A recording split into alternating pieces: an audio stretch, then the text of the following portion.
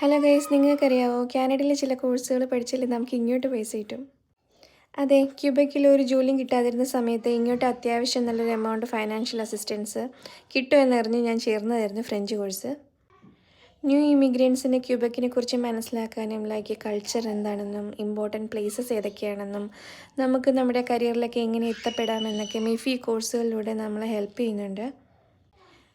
ഇത് മാത്രമല്ല, വേറെയും കുറച്ച് കോഴ്സുകളുണ്ട് ഇങ്ങോട്ട് നമുക്ക് ഫൈനാൻഷ്യൽ അസിസ്റ്റൻസ് തന്നുകൊണ്ട് ആ ഒരു ഇൻ്റഗ്രേഷൻ മര്യാദയ്ക്ക് നടക്കാൻ വേണ്ടി ക്യൂബക്ക് ഒത്തിരി കഷ്ടപ്പെടുന്നുണ്ട്. ഇതൊക്കെ നമ്മുടെ ടാക്സ് പിടിച്ചിട്ടാണ്. എന്നാൽ പോലും ഈ കോഴ്സ് ഫ്രീ ആണ്. അറ്റ് ദ സെയിം ടൈം വളരെ എഫക്റ്റീവുമാണ്. ജാവ സിമ്പിൾ ആൻഡ് പവർഫുൾ അല്ലേ.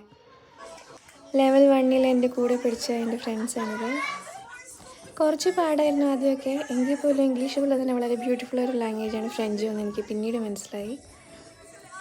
ആദ്യമൊക്കെ ഫ്രഞ്ച് കേൾക്കുമ്പോൾ ആ ഭാഗത്തുനിന്ന് ഓടാറുണ്ടായിരുന്നത്.